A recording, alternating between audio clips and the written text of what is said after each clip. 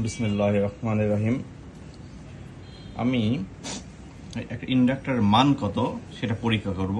আমার কাছে ইন্ডাক্টর পরিমাপ করার ইকুইপমেন্ট নাই, মিটার নাই। ফলে আমি এখানে এসি ভোল্টেজ অ্যাপ্লাই করার পরে এটার ভোল্টেজ কারেন্ট থেকে, এটার ইম্পিডেন্স থেকে আমি এটা পরিমাপ করব।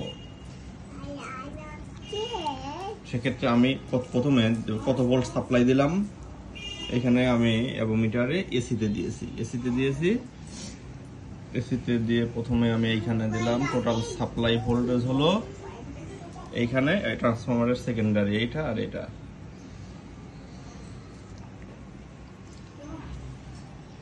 (17.05) ওকে, 17.05। আর আমার এইখানে যেহেতু ক্লিপ অন, এটার কারেন্ট কম কারেন্ট যাচ্ছে, যেটা ক্লিপ অন মিটার দিয়ে মাপা যাবে না ঠিকঠাক মতো, সেই জন্য আমি করবো কি, এখানে একটা 1 ওহম রেজিস্ট্যান্স আছে। এই 1 ওহমে যত ভোল্টেজ ড্রপ, কারেন্টও তত অ্যাম্পিয়ার। ওকে, এখানে এক প্রান্ত আছে, আর এক প্রান্তে এখানে দিলাম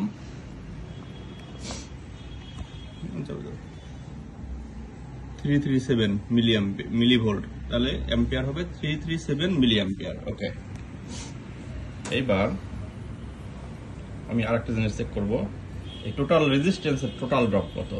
এটা যদিও প্রয়োজন নাই, তারপরেও 16 ভোল্ট হলো টোটাল রেজিস্ট্যান্সের ড্রপ। ওকে, সাপ্লাই বললে 17-এর মতো, 16 ভোল্ট রেজিস্ট্যান্সের ড্রপ, তাহলে এখানে 1 ভোল্ট হওয়ার কথা, কিন্তু না, এখানে আরএলসি সার্কিট। এইবার আমি ইন্ডাক্টরের 2 প্রান্তের ভোল্টেজ মাপবো। ইন্ডাক্টর 2 প্রান্তের ভোল্টেজ হলো, ইন্ডাক্টরের 2 প্রান্তের ভোল্টেজ, এটা ফুল ইন্ডাক্টর, টেপ বাদ দিয়ে 4.96 ভোল্ট। আমি আশা করি এই প্যারামিটার থেকে আমরা ক্যালকুলেশন করে ইন্ডাক্টরের মান বের করতে পারবো। থ্যাংক ইউ, আসসালামু আলাইকুম।